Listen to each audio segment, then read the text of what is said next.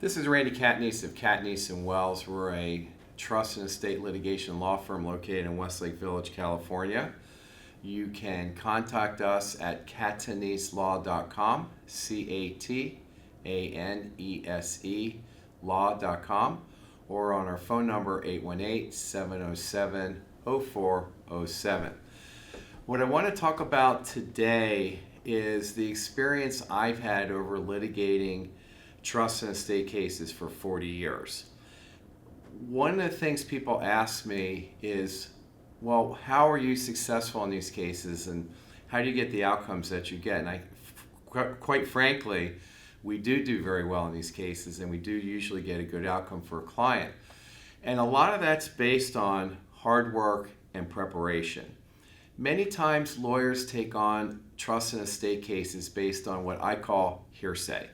Somebody tells them, I think so-and-so took advantage of mom, so-and-so took advantage of dad, so-and-so took advantage of maybe another relative. And based on that hearsay, the lawyer starts working on the case and actually may even file it without really interviewing potential witnesses, actual witnesses, medical care providers, accountants, bankers, etc. And if you think about it, you can see why some lawyers do that. And the reason is the person who generally has the interest in the outcome is a family member and their mother or their father is no longer alive.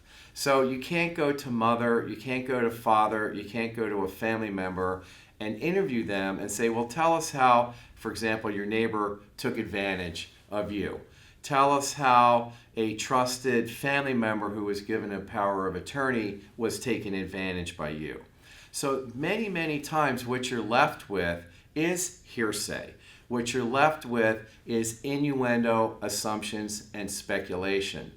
The problem with that is when you go to court, none of that is going to persuade a judge, who typically will decide these cases, on what the outcome should be.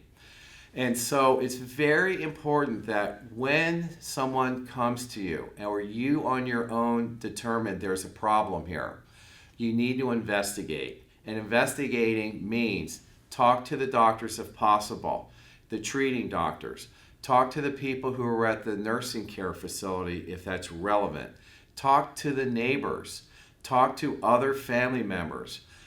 If you have a power of attorney or you have an advanced care directive, see if that will give you enough authority to get documents from a bank or documents from another financial institution. Also, you can hire a private investigator, and many times they can get a lot of information that will help you make a decision. The reason I say this is over the years, I've tried a lot of cases before estate and trust judges. And remember, when you bring these petitions in the probate court, it's called a petition, not a complaint. But when you bring these, you as the petitioner have the burden of proof. What does that mean? Generally, what that means is you have to show by a preponderance of the evidence that it's more likely than not what you're saying happened. And in certain cases, if it's a fraud situation, certain types of elder abuse situations, or if you're asking for punitive damages, you've got to meet a higher standard of proof called clear and convincing evidence. And so what happens many times when I've been representing the party who is the respondent or the defendant, we go to trial, the petitioner or the plaintiff puts on their case, and they find out during trial that they don't have enough evidence to meet their burden of proof. And many times we get a decision from the court that says petitioner failed to meet their burden of proof, judgment for the respondents. When I'm on the other side, when I'm representing the petitioner, we do everything we can to investigate what happened financially, medically, with the neighbors, so that we know we have witnesses to support the claim and meet the burden of proof at trial. Also, it's very helpful to have this if you get sent to mediation, which today is highly likely in any estate litigation matter. And when you go to mediation, the reason you want to have your evidence organized is you don't want to be in a situation where it's he said, she said. Yes, you can go to the mediation, But if you don't have any evidence, all it will be is your side's going to say, this is what happened. The other side's going to say, this is what happened. And the mediator really doesn't have very much to work with because both sides don't have any evidence or corroborating evidence to support their claims.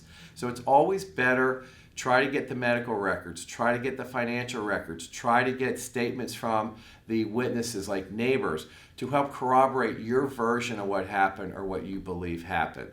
So in conclusion, what I wanted is to emphasize is when you have a claim, before you go to court and file it, very important to investigate it carefully to the extent that you can.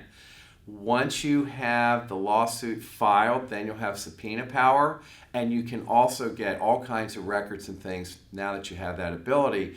But you should have a roadmap as to what you think you're going to need before you file the petition. Because once you file it, if you later decide that you're going to want to dismiss it because you didn't have the evidence or you didn't have the witnesses you thought you would have, once you dismiss it under the law, even if it's a voluntary dismissal, it's deemed that the other side prevailed against you.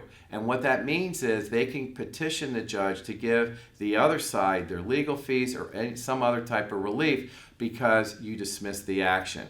So again, do your investigation, be careful, and try to get as much information as you can before you start the process. Again, this is Randy Catanese, Catanese & Wells. We're here to help. We offer free consultation initially. If you have a matter you'd like to discuss with us, you can reach us at 818-707-0407, or you can visit us on our website at cataneselaw.com.